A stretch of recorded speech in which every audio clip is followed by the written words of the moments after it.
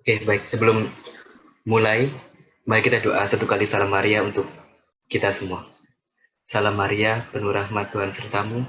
Terpujilah engkau di antara wanita, dan terpujilah buah tubuhmu Yesus. Santa Maria, Bunda Allah, doakanlah kami yang berdosa ini, sekarang dan waktu kami mati. Amin. Baik, oke. Tema kita pada hari ini adalah A Miraculous Christmas. Natal yang miraculous, yang penuh keajaiban. Nah, um, sebenarnya apa ya? Natal yang penuh keajaiban. Um, Kalau kita lihat Natal tuh kadang-kadang kita tuh pusing. Kita tuh sangat khas Natal tuh dengan hadiah gitu. Bagi-bagi hadiah, ngambil minta hadiah, dapat hadiah, ngasih hadiah dan seterusnya. Nah, terus tahun ini aku mau ngajak kita semua untuk melihat dan menerima hadiah Allah yang nggak lain dan nggak bukan adalah Dia sendiri, Yesus sendiri. Ini background gambarnya sengaja aku kasih gelap, aku kasih hitam gitu kan, hitam polos. Karena mungkin bagi banyak orang tahun 2020 ini tahun yang apa ya, yang gelap, yang yang polos, yang rencana-rencananya hilang semua, kita isinya cuma di rumah dan di rumah gitu. Mau keluar susah, rencana hancur, bahkan sebagai misdinar, kita tidak bisa merayakan dua event penting kita.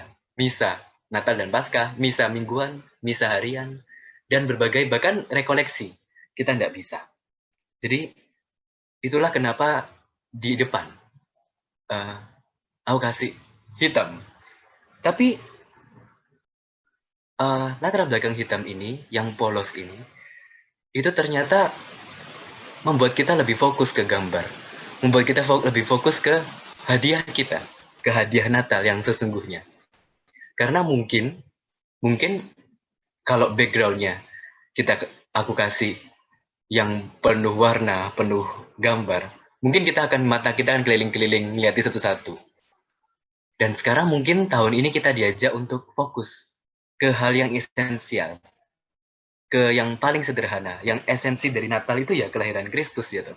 Selama ini mungkin kita sebagai misdinar, kita Natal tuh fokus pada tugas, tugas, tugas, latihan, latihan, latihan. Nanti kita mau ada acara ini, kita bingung ini, tugas, sebelum Natal kita persiapan untuk misdinar segala macam.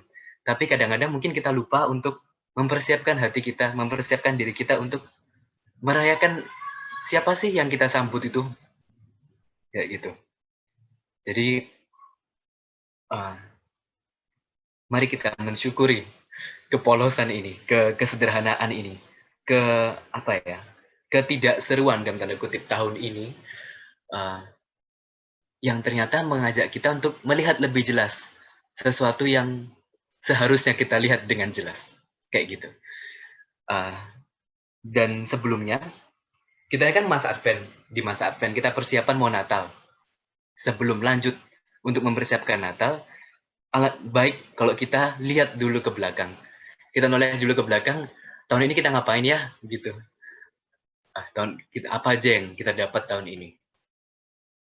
Tahun ini, kita tuh punya satu game yang viral banget. Namanya uh, Among Us. Ya kan? Ini game keren. Game bagus menurutku. Karena kita itu peka. Untuk peka ngelihat orang bohong, tahu yang mana yang bohong, mana yang enggak gitu kan. Untuk peka lihat kekurangan orang, maksudnya lihat sesuatu yang kurang gitu, lihat siapa musuh kita yang harus kita lawan gitu kan. Dalam hidup ya kadang-kadang itu baik untuk mengetahui, kalau mengetahui orang yang mau menipu kita, untuk mengetahui sesuatu yang tidak benar, agar kita bisa jalan ke arah yang benar.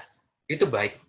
Tapi kadang kita fokus banget, kita pintar sekali uh, menemukan imposter dalam hidup kita. Oh, orang ini tuh aku gak percaya sama semua orang. Orang ini kelihatannya baik tapi ternyata gimana? Atau tempat ini seperti apa? Miss Dinar juga seperti apa. Aku lihatnya Miss Dinar seperti ini, tapi setelah aku bersama Miss Dinar ternyata ya kayak gini. Kita sering peka gitu ya, ngelihat mendeteksi imposter di dimanapun di dalam hidup kita, orang jengkel terusnya. Tapi uh, tapi alangkah baiknya, lebih baik lagi kalau kita gak cuman fokus pada there is imposters among us, there are imposters among us, tapi kita juga harus ingat satu hal, bahwa di tengah banyak imposter-imposter itu, Allah itu bersama kita, God is with us, God with us.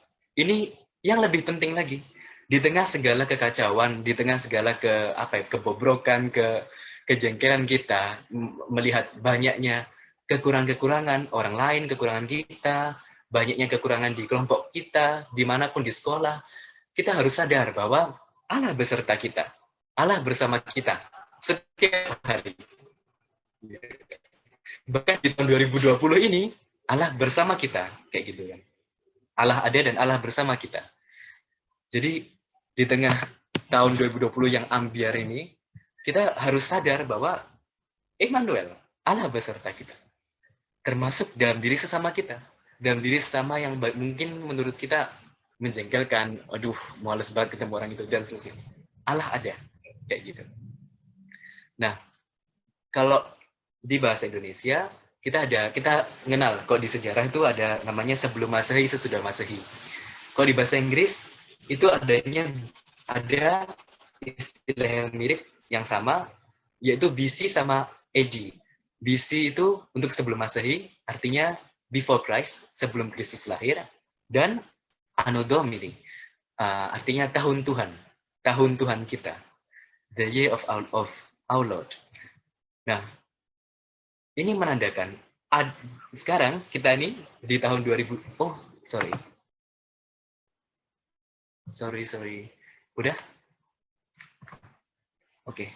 Di tahun 2020 ini, nah, Anno Domini itu menunjukkan penanggalan tahun-tahun setelah kelahiran Kristus. Jadi tahun 2020 ini juga tahun setelah kelahiran Kristus. Menandakan apa?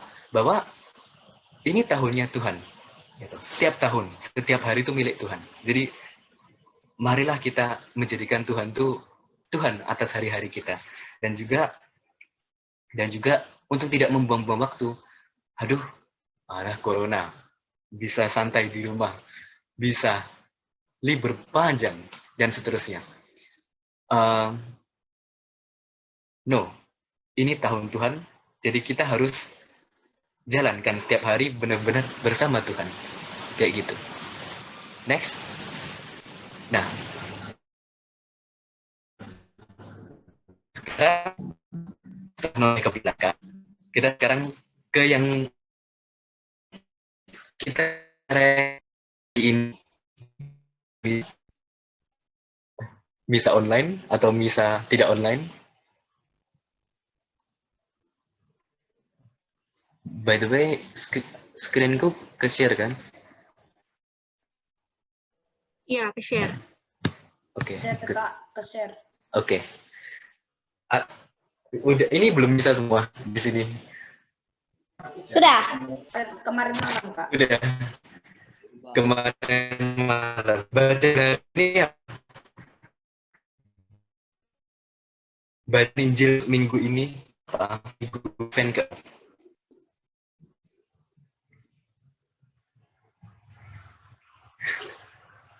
Lupa. Atau cerita tentang apa deh? Ceritakan tentang apa? Ada yang mau ngomong?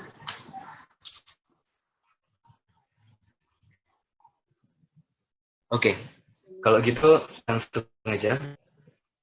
Kalau gitu langsung aja. Ini kan kita memperingati malaikat yang kasih kabar ke Maria.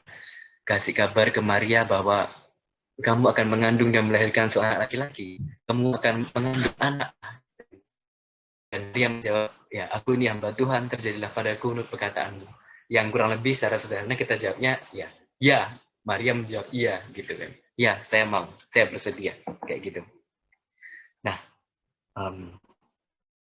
mari kita belajar dari Injil kita hari ini, yaitu apa sih yang terjadi, apa yang bisa kita pelajari dari Injil hari ini. Yang pertama, mungkin ini Injil yang sangat sering kita dengarkan. Kita mulai dari dalam setahun kita mungkin bisa berkali-kali dengar Injil ini. Maksudnya di pesta-pesta Bunda Maria, kurang mungkin itu sering juga, terus 25 Maret, Hari Raya Kabar Sukacita, dan sekarang, minggu ini kita mendengarkan Injil ini lagi.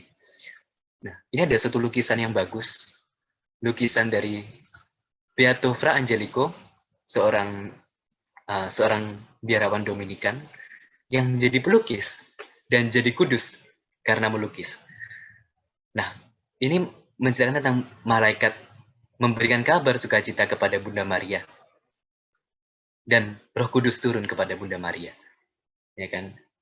Terus di sini, ini siapa? Ada yang tahu gak? Malaikat Gabriel. Ini malaikat Gabriel. Ini ada 2 orang di sini. Ada yang tahu gak? Adam dan Hawa. Tetangganya Good. Maria mungkin.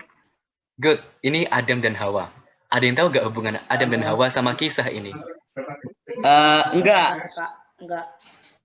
Nah, Adam dan Hawa ini kenapa sih dulu? Adam dan Hawa ini kan orang pertama, melanggar janji. manusia pertama. Ya, mereka melanggar janji, melanggar perintah Allah, melanggar kehendak Allah. Allah punya perintah, itu jangan dimakan. Gitu kan. Akhirnya melanggar dan mereka jatuh ke dalam dosa. Nah, peristiwa hari ini, peristiwa Maria menerima kabar sukacita dan Maria jawab iya, itu menandakan Maria menjawab panggilan Allah. Dan berbeda dengan Hawa yang tidak setia pada kehendak Allah, Maria setia pada kehendak Allah. Maria jawab iya, dan Maria menjadi Hawa yang baru, Kristus, Yesus yang di dalam kandungan Bunda Maria, di Adam yang baru. Dulu Adam yang lama, Hawa yang lama bikin manusia jatuh ke dalam dosa. Hawa yang baru, Bunda Maria dan Yesus, itu menyelamatkan kita dari dosa. Membuat kita bebas dari dosa. Itu. Hari ini sungguh indah. Itu Injilnya. Itu hanya karena dari jawaban ya-nya Bunda Maria. Kalau Bunda Maria tidak mau jawab ya, Yesus tidak ada. Maksudnya Yesus tidak menjadi manusia dan kita tidak diselamatkan. Karena ya-nya Bunda Maria, kita diselamatkan. Yesus datang menyelamatkan kita. Kayak gitu. Dan berikutnya, mungkin banyak dari kita sudah pernah dengar ke hal ini, bahwa masa Advent itu masa penantian. Masa menanti kedatangan Tuhan, dan seterusnya. Mungkin kalau di zaman kita, menanti yang paling sering kita lakukan itu adalah menanti paket kali ya. Jadi mungkin yang sering belanja online, yang sering belanja skincare, atau apapun secara online, belanja barang online, terus ataupun beli makanan online di aplikasi, kita pesen paket, pesen makanan dan seterusnya, dan kita menunggu itu datang. Kita menunggu agar paketnya cepat datang, gitu kan. Nah, ketika dapat kabar bahwa oke, pesanan kamu sudah kami terima dan akan datang dengan cepat, itu kita udah mulai deg-degan tuh, udah mulai seneng. Terus pas mau udah dikasih kabar itu tuh, terus pas udah datang, paketnya sudah datang, itu tambah seneng lagi, tambah deg-degan lagi. Terus pas unboxing, pas dibuka paketnya, itu kita, waduh, tambah. Akhirnya yang barang yang kita tunggu-tunggu, mungkin mainan favorit yang kamu tunggu-tunggu, atau skincare yang kamu tunggu-tunggu, akhirnya datang juga. Nah, kalau kita begitu antusias menunggu kedatangan paket, menunggu kedatangan makanan yang kita pesan secara online, maka kita juga perlu lebih antusias untuk menunggu hadiah kita datang, menunggu Allah sendiri datang. Ya, Allah dulu sudah datang, tapi Allah sudah di dalam diri kita. Kayak gitu. Jadi mungkin Natal ini itu saat yang sangat baik untuk kita untuk merenungkan Allah yang datang. Dulu bangsa Israel nunggu pesanan, nunggu hadiah ini bertahun-tahun. Para nabi kasih kabar, kasih notifikasi gitu kan, anggapannya di zaman sekarang tuh ngasih notifikasi. Allah akan datang menyelamatkan kita. Allah akan ada Mesias menyelamatkan kita. Ditunggu-tunggu bertahun-tahun. Dan akhirnya habis gini datang. Habis gini kita merayakan kedatangannya. Itulah. Ya. Terus apa yang bisa kita lakukan? Apa yang bisa kita bagaimana kita memaknai hadiah ini? Nah, mari kita belajar dari yang tadi. Hadiah ini Tuhan sendiri, hadiah yang luar biasa. Tuhan sendiri datang. Ini tidak bisa kita lihat kalau Maria tidak jawab. Kalau tadi Maria tidak jawab iya. Maka mari kita belajar dari Maria untuk jawab iya pada kehendak Allah, pada panggilan Allah untuk menjawab iya. Maksudnya dalam hal-hal paling sederhana dalam hidup, jawab ya pada panggilan Allah untuk mengikuti kehendak Allah. Misalnya, ini kan masa-masa pandemi, kelas online. Aduh, guru gak bisa lihat juga kan. Udahlah, tidur aja. Mungkin tidur. Nah, gimana kamu jawab ya pada kehendak Allah untuk tetap bangun, untuk tetap terjaga, untuk tetap mendengarkan guru itu membosankannya. Atau misalnya saat kamu ketiduran terus ketahuan kok kamu ketiduran. Kamu ditegur sama guru kamu. Kamu ketiduran ya? Gitu. Terus gimana kita menjawab ya pada kehendak Allah? Yaitu untuk berbicara yang jujur. Dan dengan rendah hati menjawab, ya Bu, saya ketiduran. Kayak gitu. Mungkin hal-hal kecil seperti itu yang mungkin jarang kita sadari. Bahwa banyak hal yang kita lakukan, mungkin kita menjawab tidak pada kehendak Allah. Kalian menjawab ya pada undangan ini, untuk hadir hari ini, di pertemuan Zoom, itu kalian menjawab ya pada undangan ini, pada kehendak Allah. Maka, mari kita jawab ya itu untuk hari. Karena dari ya kita yang sederhana itu, seperti Maria membawa Yesus kepada dunia, kita itu juga bisa membawa Yesus pada dunia, pada teman-teman, pada saudara-saudari kita. Nah, lalu apa yang dilakukan Maria setelah mendengar kabar sukacita ini? Ada yang tahu? Maria ngapain habis mendengar kabar sukacita? Mengunjungi Elizabeth. Ya. Maria mengunjungi Elizabeth. Maria setelah mendapat kabar sukacita, Maria menyebarkan sukacita itu ke seluruh dunia, ke Elizabeth. Bahkan bayinya Elizabeth, si Yohanes Pembaptis yang dikandungan ini udah sampai kerasa sukacitanya. Karena sukacita itu menular, kayak COVID-19. Ya, seperti COVID-19, menyebar dengan sangat cepat, maka kita pun menyebarkan sukacita. Menyebarkan kebenaran juga harus lebih cepat. Harus viral sukacita itu. Gimana? Pertama ya dengan jawab ya pada kehendak. Jadi bagaimana kita dengan setia menjawab ya pada kehendak Allah, terus kita mewartakan sukacita dan kebenaran kepada sesama kita. Lewat apa? Lewat hidup kita. Lewat hidup kita. Bagaimana orang melihat Feli itu melihat Yesus. Bagaimana orang melihat Raya, melihat Arka, itu melihat Yesus. Jadi bagaimana dari setiap kalian, bagaimana kalian hidup setiap hari, mereka bisa melihat Yesus. Bagaimana kita bisa membawa Yesus kepada mereka. Gitu kan. Bunda Maria menerima Roh Kudus, itu tidak menaruh Roh Kudus, menyimpan Roh Kudus dalam sangkar, lalu dibawa sesuka hati. Tidak. Bunda Maria mengikuti Roh Kudus mau pergi kemana, mengikuti Allah mau Bunda Maria kemana. Kita pun juga dipanggil untuk yang sama. Untuk kita tidak, kita sudah menerima Allah nih. aku sudah merasakan Allah hadir segala macam. Terus udah kita simpan. Ini untuk aku. Oh, tidak. Kita harus lalu tetap hidup sesuai dengan kehendakku, hidup ya terserah aku maunya tidur, aku maunya ini, maunya itu. Tidak, gitu. Kalau Allah sudah ada, udah kita punya, mari kita sebarkan ke teman-teman kita.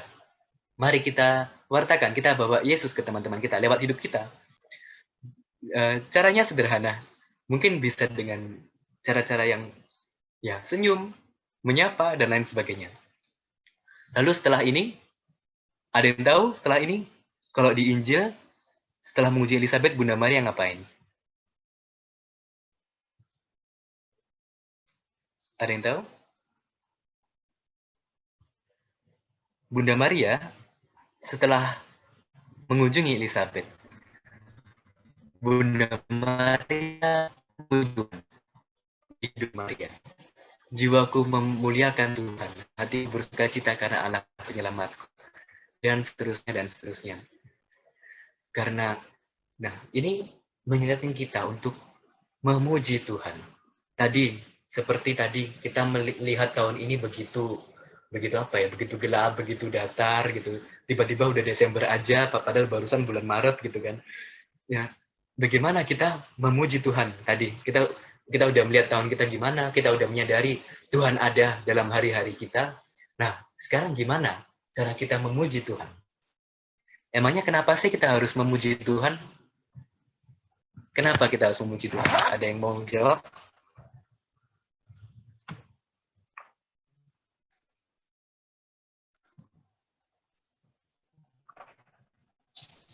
Kenapa Tahu, Kak. kita harus memuji Tuhan? Nggak tahu. Nggak tahu. Karena kenapa? Misalnya nih, kita ngelihat ada sebuah, kita ngelihat teman kita ngerjain apa ya? Kita ngelihat teman kita tuh bikin tugas, bikin lukisan, bikin gambar tuh bagus banget.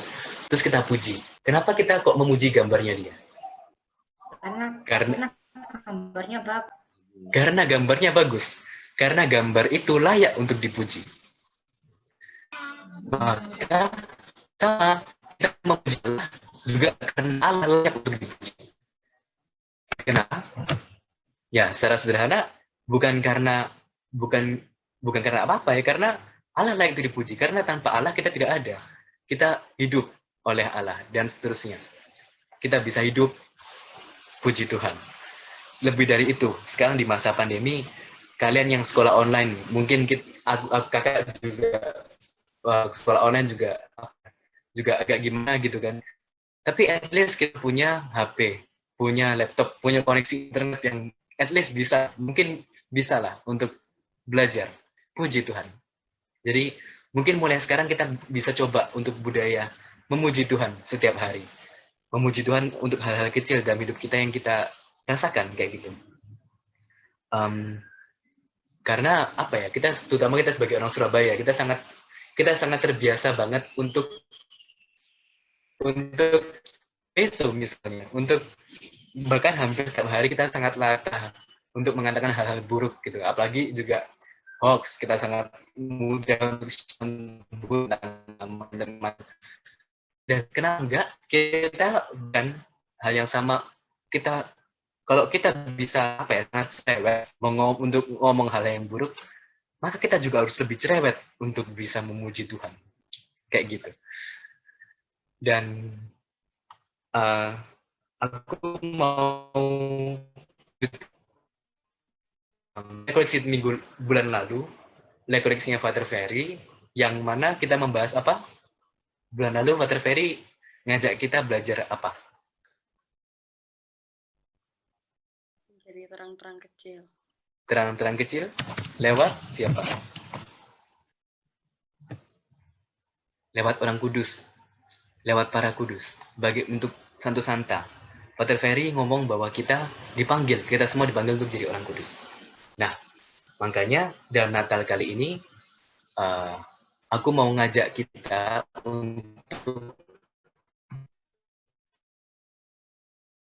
untuk belajar. Sekarang, Kita mau belajar dengan orang kudus yang satu ini. Orang kudus satu ini. Ya.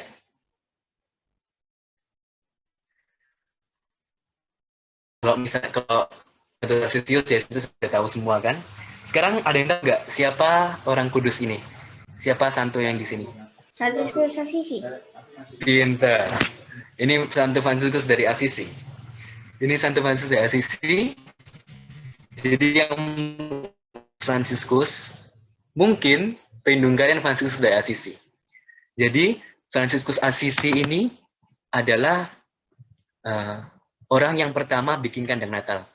Jadi kok kalian di gereja, kalian lihat kandang Natal, ada patung Bunda Maria, ada patung bayi Yesus, Santo Yusuf, dan gembala, dan seterusnya. Santo Fransiskus Assisi itu yang pertama menciptakan kandang Natal. Nah,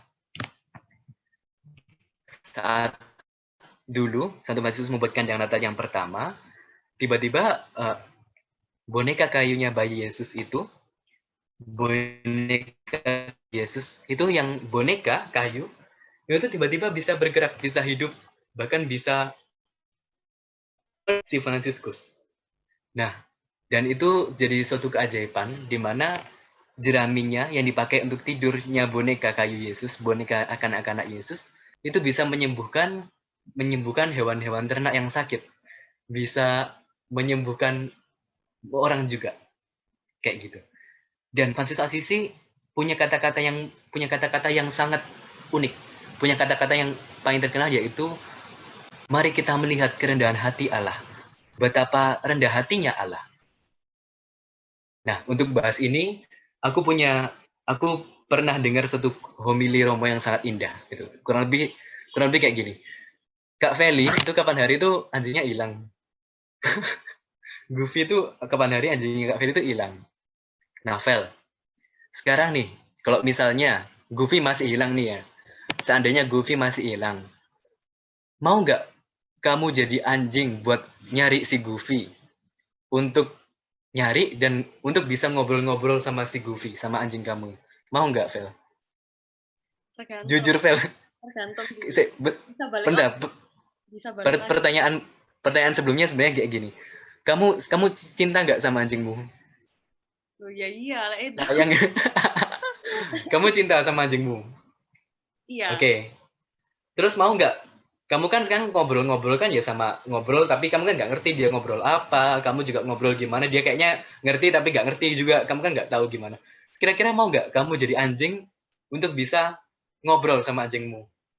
Tergantung. Kalau bisa balik lagi ya mau. Tapi misal jadi anjing terus ya rada keberatan. Rada keberatan. Tapi jadi anjingnya mau nggak? Seminggu gitu mau. Tapi kayak kalau nggak bisa balik jadi balik lagi nggak mau. Oke ya, mau nggak mau gitu ya. Nah, terus let's imagine. Mari kita membayangkan kalau seandainya si anjingmu tuh kelaparan. Terus kamu nggak punya makanan. Mau nggak kamu jadi makanannya anjingmu? Hah? Mau nggak? Aku ya? Iya. Wah, sulit itu. Sulit. Oh, Nah, gimana? Cintaku tuh nggak se-unconditional itu gitu loh, paham nggak sih? Oke, aku paham. Oke, good. Nah, untuk hal yang sama, kita bisa gunakan perumpamaan itu untuk memaknai Natal, memaknai siapa yang kita rayakan kehadirannya. Kita bayangkan Allah yang menciptakan dunia, yang menciptakan manusia, ya, itu mau lahir di manusia yang Dia ciptakan, jadi manusia yang Dia ciptakan, jadi mau jadi dalam rupa manusia, itu di zaman itu, dan sekarang kita punya Allah yang kita makan setiap minggu, setiap hari.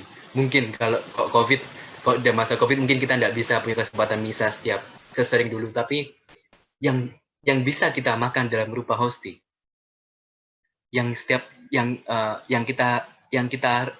layani, kita sebagai misioner melayani Kristus sendiri, tubuh Kristus. disinilah Santo Fransiskus mengajak kita untuk melihat kerendahan hati Allah. Betapa Allah mau jadi manusia. Tidak cukup jadi manusia, Allah mau jadi makanannya manusia. Agar Allah bisa hidup dalam kita sendiri. Karena makanan itu kan jadi daging kita, jadi tubuh kita. Makanan itu kan jadi kita, jadi kekuatan kita. Kalau Allah kita makan, jadi makanan kita. Maka Allah harus hidup dalam diri kita. Allah harus hidup dalam diri kita. Yaitu, mari kita refleksikan Natal kali ini, melihat kerendahan hati Allah. Allah menjadi manusia. Itu seperti Feli, rela jadi anjing, terus nggak itu rela jadi makanannya anjing, demi agar manusia bisa selamat. Agar, kok untuk kasusnya Kak Feli, agar anjingnya bisa selamat. Kayak gitu. Nah, terus ini kan Santo Fransiskus yang cowok. Sekarang kita lihat yang cewek gimana. Kita lihat dari Santa yang satu ini. Ada yang tahu nih Santa siapa? Ada yang tahu? Upsi, ada yang tahu? Santa Clara, Bukan Santa Clara. Santa Monica, Bukan. Bernadette. Bukan. Bernadette, iya, sama-sama tinggal di Prancis. Bernadette juga di Prancis, tapi bukan Santa Bernadette. Ini Santa Teresia dari kanak-kanak Yesus.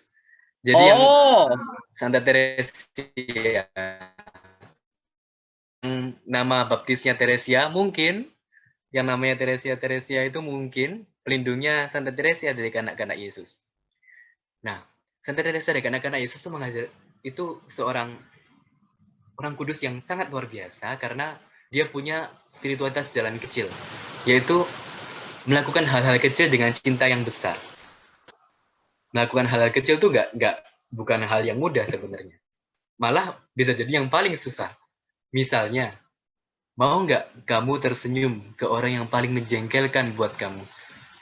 Tersenyum menyapa hai gitu ke orang yang paling jengkelkan Sulit gitu. sekali ngelakuin itu, Wak. Atau misalnya saat kamu kerja, pulpen kamu jatuh, kamu pasti nggak pakai cara yang paling aman, pakai cara yang paling nyaman gitu ya, ngambil pakai kaki, ngambil gimana.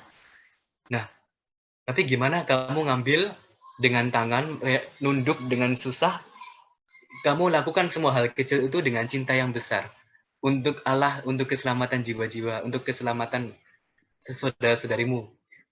Itu yang diteladankan oleh Santa Teresia dari kanak-kanak Yesus. Melakukan hal-hal kecil dan cinta yang besar. Jadi misalnya, dulu Santa Teresia itu pernah nyuci bareng sama para suster. Terus susternya tuh ada yang pas nyuci tuh waktu ngibas itu bahasa Indonesia apa ya? Ya itulah waktu mengeringkan pakaian itu kecipratan Santa Teresia. Nah, harusnya kan marah jengkel.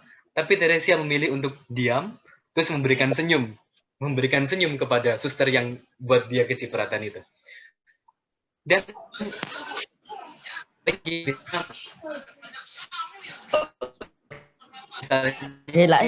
bangun tetap terjaga untuk mendengarkan kelas, itu bisa jadi siksaan yang besar, ya kan? Yaitu gimana kita jalankan hal-hal kecil itu dengan cinta yang besar. Nah, suatu hari di hari Natal, dia itu dapat satu hadiah Natal dari Yesus, yaitu rahmat. Teresia mendapatkan rahmat Natal namanya. Jadi waktu setelah misa Natal, Teresia kan anak bungsu di keluarganya. Dia tuh sangat cengeng, dia sangat sensitif, mudah menangis. Tapi suatu hari saat Natal dia setelah misa Natal dia mendapatkan keberanian untuk menjadi lebih dewasa, untuk menjadi lebih berani, untuk menjadi lebih siap untuk menjawab panggilan Tuhan. Dan tahun depannya Teresia menjawab panggilan Allah dengan menyatakan panggilannya untuk menjadi Suster Karmel, untuk menjadi biarawati masuk biara Karmel. Jadi Mungkin itu yang bisa kita pelajari. Teresia itu pernah bilang, aku adalah bola kecilnya kanak-kanak Yesus. Terserah Yesus mau bawa aku kemana, Yesus mau apa ya? Yesus mau bermain, mau mempermainkan, mau main bola, mau memperhatikan aku mau apa, atau mau meninggalkan, bahkan meninggalkan bola kecil itu, terserah kanak-kanak Yesus. Sama seperti anak-anak main bola, itu kan terserah anaknya mau diapain. Teresia punya pandangan seperti itu, bahwa aku mau, bahwa terserah Allah mau ngapain aku. Jadi kita diajak untuk menyadari hal itu. Mungkin itu hal yang bisa kita pelajari Natal ini. Di saat mungkin kita nggak bisa misa, kita nggak bisa ketemu teman, kita gimana, kita banyak hal yang bikin stres gitu kan. Ya, itu terserah Allah. Tapi gimana cara kita tetap mencintai Allah? Bagaimana cara kita tetap untuk bertahan mencintai Allah di tengah berbagai macam hal ini? Mungkin hal-hal yang sederhana, menjawab panggilan Allah.